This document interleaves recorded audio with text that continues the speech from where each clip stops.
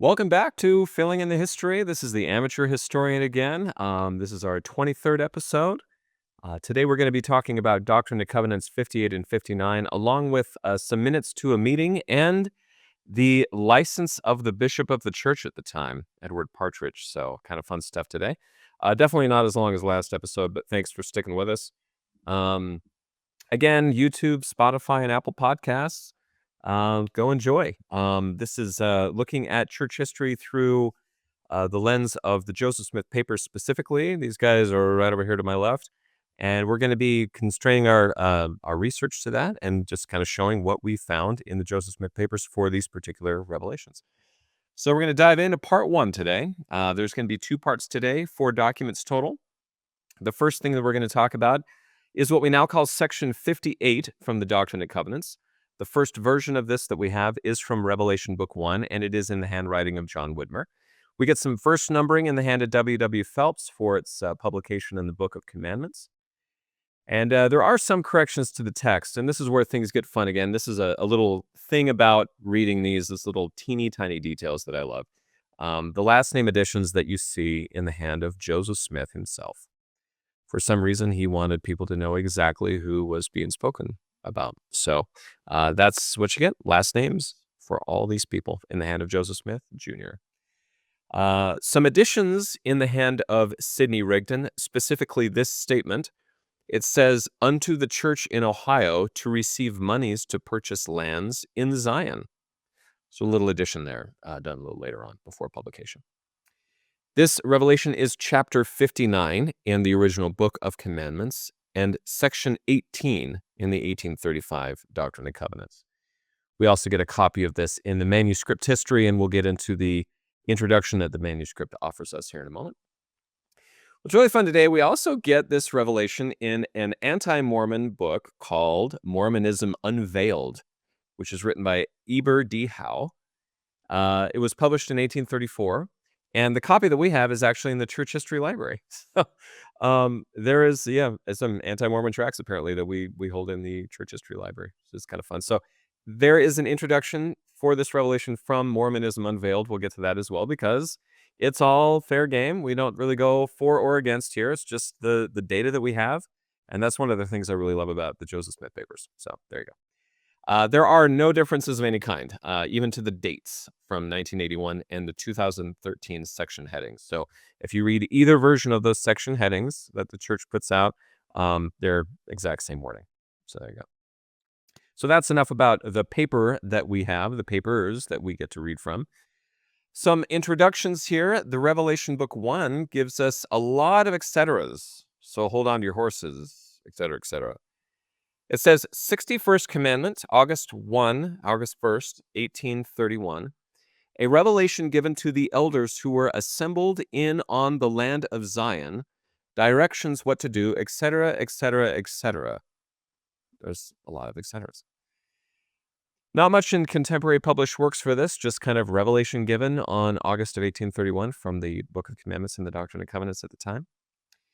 We do get this from Mormonism Unveiled. I don't know if anyone's ever read Mormonism Unveiled, but again, this is a work of literature that, as we say, is not in favor of the church. So it says this, quote, we have already given the reader a pretty fair view of this artful imposition, which may be considered all that is requisite to stamp it with infamy in the estimation of irrational minds. The preceding letters alone are amply sufficient to scatter the whole system of deception to the four winds, but we have yet many curious and rare documents in store. A few revelations will be here inserted as a specimen of the manner in which the prophet governs and rebukes his dupes. The first will show the means he employed to get over and obviate the contentions among them. On their first visit to Missouri, briefly alluded to by Mr. Booth, in this, the cloven foot is very prominent. I believe that is a reference to Satan. I believe the cloven foot is what that means. And Mr. Booth is referring to somebody named Ezra Booth. There you go. That is the Mormonism Unveiled version of an introduction, which I think is rather flowery in its insults. So, good for you. Manuscript history gives a different take on this revelation than what, Eber Howe did. It says this. The first Sabbath after our arrival in Jackson County, Missouri, Brother William W. Phelps preached to a Western audience over the boundary of the United States, wherein were present specimens of all the families of the earth, Shem, Ham, and Japheth, and there were several of the Lamanites, or Indians, as descendants of Shem, quite a respectable number of Negroes as descendants of Ham, and the balance was made up of citizens of the surrounding country and fully represented them great progenitor Japheth, themselves as pioneers of the West. At this meeting, 2 were baptized, who had previously believed in the fullness of the gospel. During this week, the Colesville branch referred to in the latter portion of the last revelation, C note to be inserted, and Sidney Rigdon, Sidney Gilbert and his wife, and elders Isaac Morley and Ezra Booth arrived, and I also received the following. 1st of August, 1831, which was a Monday. Revelation given in Zion, August of 1831. Now, something about this I believe is still believed by some today, but there was a very prominent belief.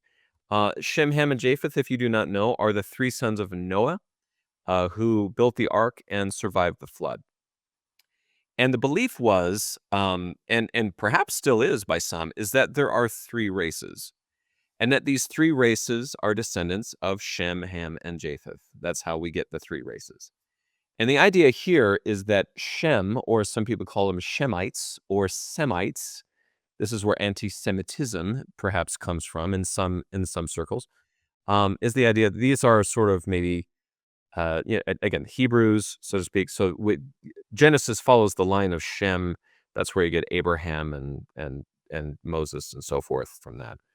Ham would be descendants. They would be considered maybe what we would call from the African continent, people with dark skin, things like that. And Japheth for some people would be either a mixture of Europe or maybe even Asia. So the idea that there are, how do they call it in the 1800s? I believe it was Caucasians, Mongoloids, and Negroids. What was another way that they described it. But anyway, that's what they're referring to here, are the 3 great races that would have stemmed from these sons of Noah. I don't know if this is believed in any circles anymore, but it was a very widely held thing for a very long time, and it's kind of mentioned here just to kind of give an example of what they mean there. So if you didn't know, that's what that's referring to. So that's what we get from all the contemporary stuff. So I actually kind of like Eberhau's, writing. Is actually a pretty good writer, very flowery language, kind of entertaining to read. So anyway, so that's Mormonism Unveiled, a little bit from the manuscript history. What the editors from Documents Volume 1 give us in their historical introduction. So we just got to notice that this was the land of Zion. People start coming over, right? They start moving in, and then you get this. Upon arriving in Jackson County, however, some of the elders expressed disappointment with what they found. Oliver Cowdery, Ziba Peterson, Peter Whitmer Jr., and Frederick G. Williams had been preaching to white settlers in Independence and the vicinities since they were ejected from Indian Territory west of Missouri by February 1831.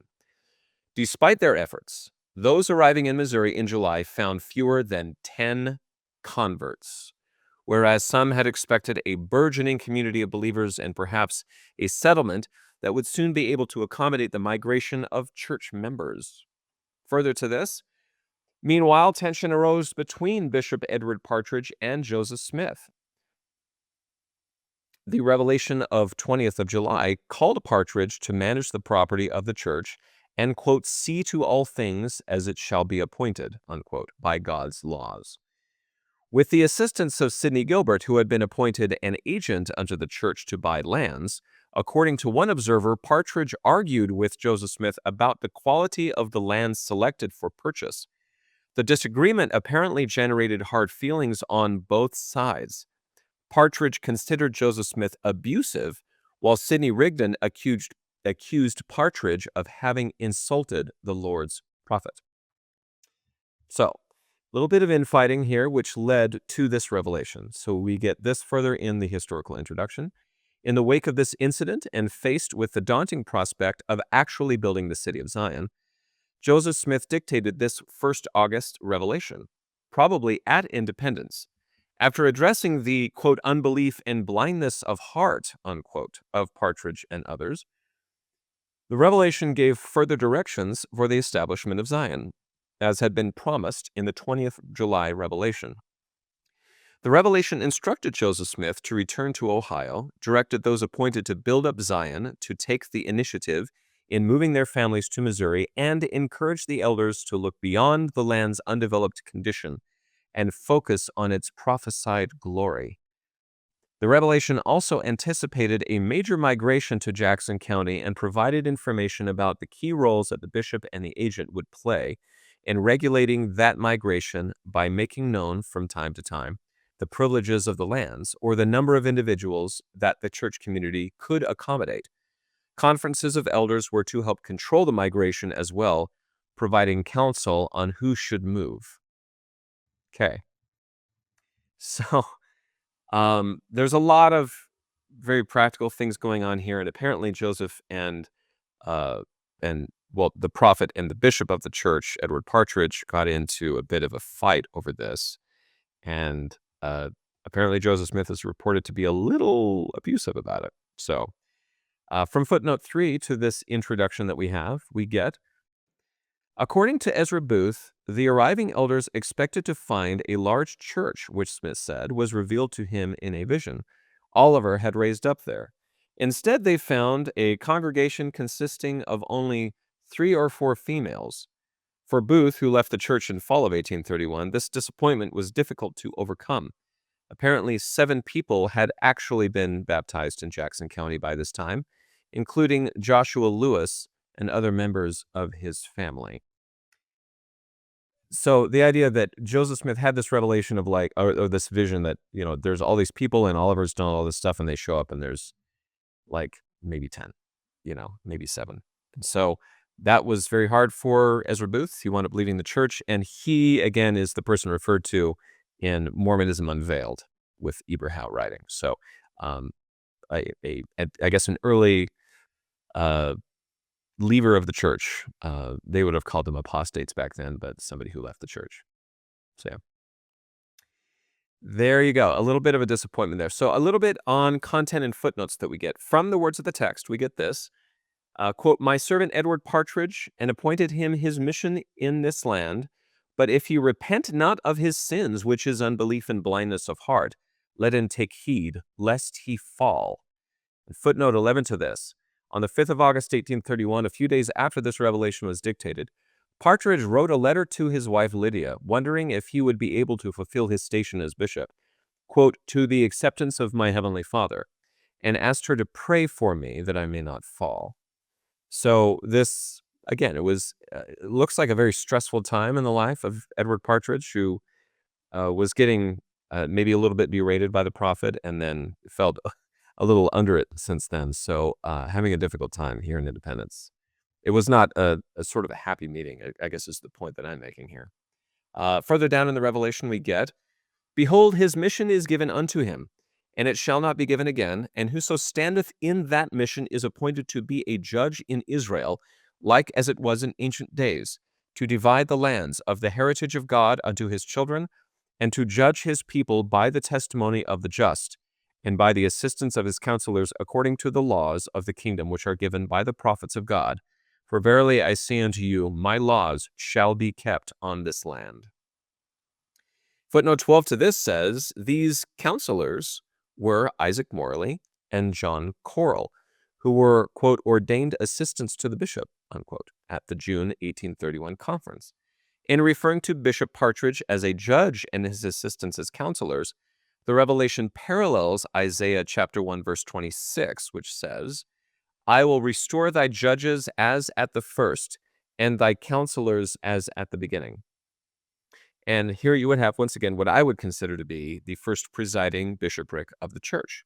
Now, what's interesting about current bishoprics, so on a ward level, they are definitely called judges in Zion. They sort of they will hear confessions, they will hold church courts. They have that sort of call to be a judge in that little area that they're in. Their ward boundaries, their ward members that they have there. I am not aware of the presiding bishop of the church having that kind of call. I think it's definitely implied that they do it. But the bishops on that level, at the general level, the presiding bishopric of the church, definitely has much more to do with the church-wide temporal affairs. So this calling, there are many bishops and different types of bishops, as I've talked about already. I think they kind of take on more or less of this one more heavily than the other. But anyway, it began here with Edward Partridge and Isaac Morley and John Quarles, who were his counselors. Even further down into the revelation we get, behold, here is wisdom. And now as I spoke concerning my servant Edward, this land is the land of his residence, and those whom he has appointed for his counselors, and also the land of the residence of him whom I have appointed to keep my storehouse. Wherefore let them bring their families to this land, as they shall counsel between them and me. And footnote 7 to this says, when he began his journey to Missouri, Partridge apparently did not anticipate that he would be asked to stay there. In a letter to his wife, Partridge wrote, quote, when I left Painesville, I told people I was coming back and bid no one a farewell, but for a short time, unquote. Eesh. And I get the feeling this kind of thing and sentiment was probably shared by others, where they're like, yeah, I really didn't, I thought I was coming back, and then never did. As another example to this, I've already said this a few times, but Oliver Cowdery and his crew go on a mission, and they don't even know that the church has moved to Kirtland while they're on their mission. There's, text messaging ain't so much a thing back then. Anyway, so there's that. Further down in the Revelation again, the text states, wherefore he receiveth no reward. Verily I say, men should be anxiously engaged in a good cause, and do many things of their own free will, and bring to pass much righteousness, for the power is in them, wherein they are agents unto themselves. And inasmuch as men are good, they shall in no wise lose their reward. And this is a very famous scripture in our time, where we talk about, being anxiously engaged in a good cause. This was actually a recent teaching that was revealed in the Joseph Smith translation of the Old Testament. So footnote 21 gives us this. Joseph Smith's revision of the book of Genesis, completed in early 1831, included God's instruction to Adam that all men are agents unto themselves. And this, I think, just in the secular world, is definitely accepted. But at the time, this idea that actually God gives man their ability to choose, there's not predestination and so forth. That was what the Revelation was implying from this translation of the book of Genesis. And so there's, anyway, it's one of those things where it's kind of new to them. It's something that's pretty well known today, and having free will and making your own decisions has definitely been a very popular thing, especially through the 20th century. But that was apparently kind of a new thing back in this time. Martin Harris was asked to consecrate. So even further into this revelation we get, I give unto you further directions concerning this land. It is wisdom in me that my servant Martin Harris should be an example unto the church in laying his money before the bishop of the church. He is called specifically, it's like, take cash, give it to the bishop, show everybody how it's done. But Martin might not have had anything to consecrate, since the Book of Mormon mortgage story in issue. So footnote 24 gives us this. Harris's son claimed in 1875 that Harris gave $1,200 to Partridge for land purchases in Missouri. But no extant contemporary sources corroborate that claim. Indeed, it is unclear what resources Harris had available in August of 1831. He had earlier mortgaged his farm to pay for the publication of the Book of Mormon, which apparently left him with no property to consecrate. However, according to a January 1830 agreement, Harris would have, quote, equal privilege to sell copies of the Book of Mormon until he was reimbursed for the $3,000 value of his farm. What money he gained from that is unclear, but Harris later recollected that he eventually received from Joseph Smith, quote, all that I advanced and more too, unquote. So he might not have had any money. They just basically, what the editors are saying here is they may not have had any sort of, they have no proof that he ever actually fulfilled this portion of that revelation. The revelation also reads, and also this is a law unto every man that cometh unto the land to receive an inheritance. and he shall do with his monies according as the law directs. And so what's implied here is that money is separate from property. And this might be a pretty big revelation for those who understand or think they understand the law of consecration. And in this case, this is a very interesting footnote 25 says, according to the 9th of February, 1831 revelation of the laws of the Church of Christ, any consecrated properties remaining after one received back a stewardship for his or her needs would be used, quote, for the purchase of purchasing land and building up of the New Jerusalem, unquote. The revelation referred only to properties and did not specify a separate instruction for monies. Take that as you will, but I think that's very, very interesting that, and as I read through the Doctrine and Covenants yet again, it's definitely very clear on a difference between money and property if you think about it. Those two statements are not interchangeable, money and property, which is a strange thing in 20th century America because we have a Federal Reserve note and money is a very common denominator for valuation of anything. But back then, again, money was kind of here and there because every bank had its own version of money. So property was the big thing. So I find it interesting that this revelation does make a difference between the two. So some people think consecration is you just pile all your money in the middle of the road and everybody takes what they want. That's apparently not the case, according to this footnote, which I think is very, very interesting.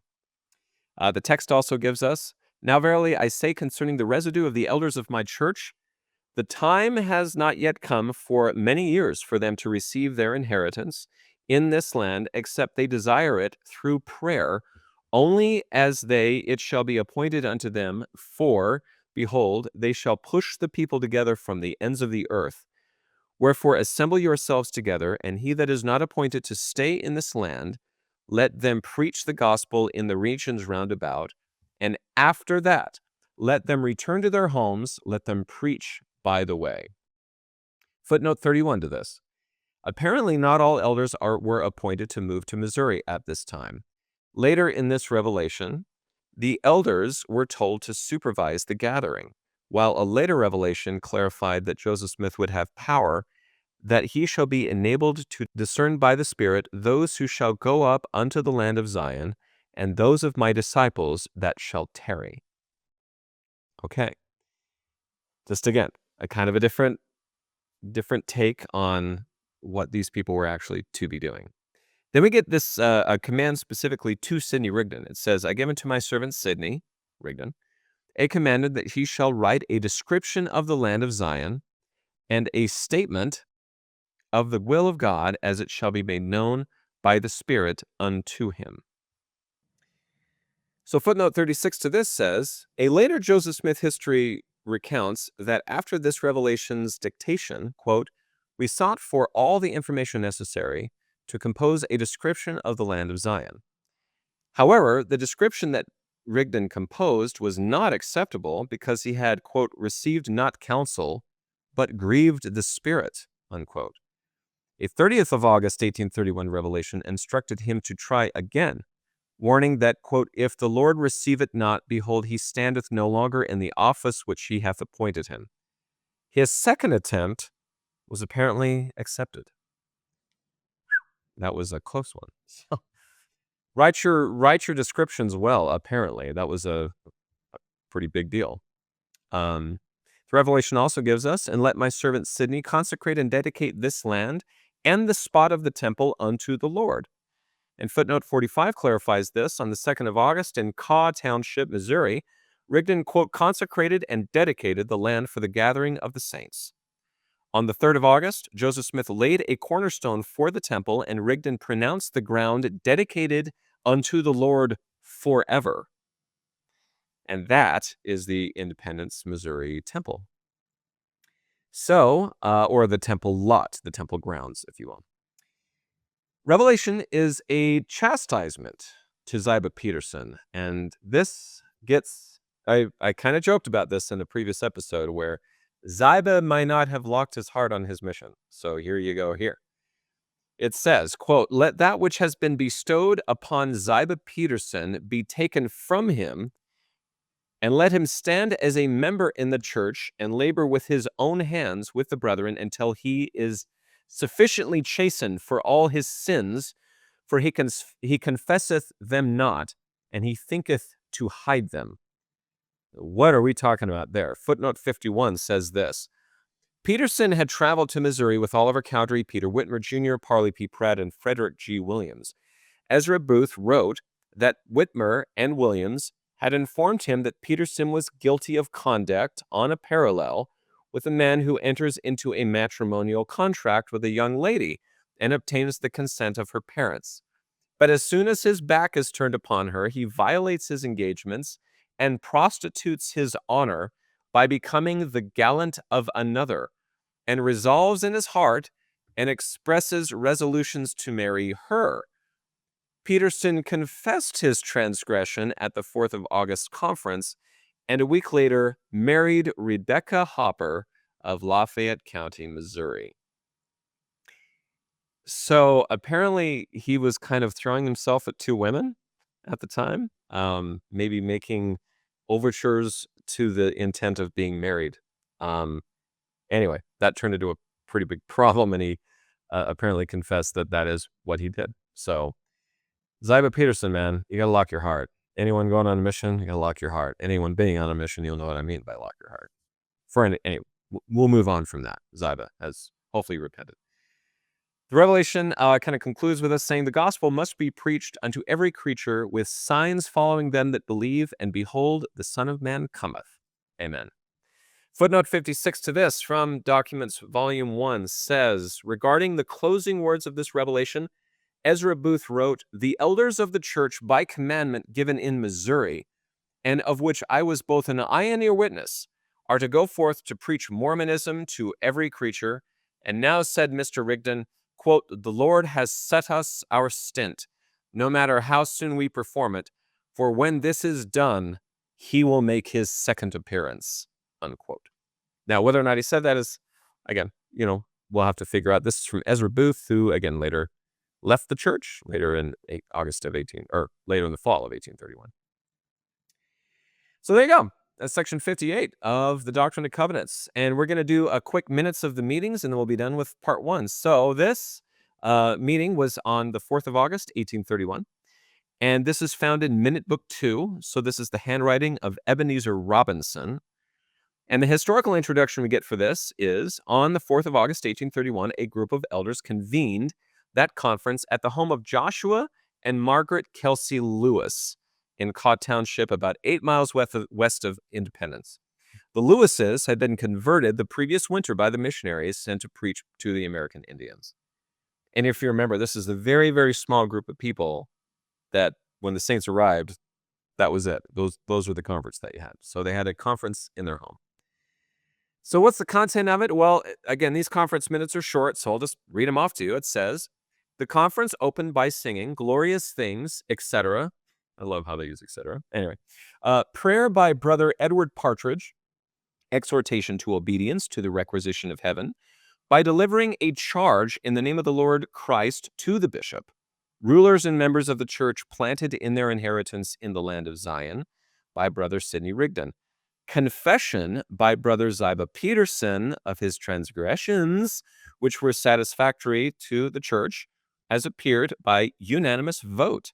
Exhortation by Brother Joseph Smith Jr. to acts of righteousness and keeping the commandments of the Lord with promise of blessings.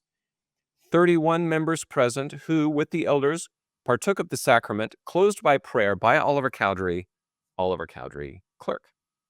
Footnote 7 to this, we get about Ziba Peterson. At some point after this conference, Peterson was no longer allowed to function as an elder. He was reordained at an October 1832 conference. So for about a year, he lost his ability to be an elder in the church. Footnote 8 on the consecrated lands says, 3 days before this conference, a revelation expressed this same theme of blessings granted in return for obedience to commandments, and insisted that God's laws, quote, shall be kept on this land. John Whitmer wrote that on 2nd of August, 1831, Rigdon asked the saints, quote, "Do you pledge yourselves to keep the laws of God on this land, which you have never kept in your own land?" Unquote. When the saints voiced their assent, Rigdon pronounced the land consecrated and dedicated to the Lord for a possession and inheritance for the saints. That's how it was consecrated. Footnote 10 we get seems, it seems to be the start of a weekly sacrament service, so you get this. The Articles and Covenants instructed members to meet together oft to partake bread and wine in remembrance of the Lord Jesus. Although the offering of the Lord's Supper is not recorded in the minutes of earlier conferences, it probably occurred.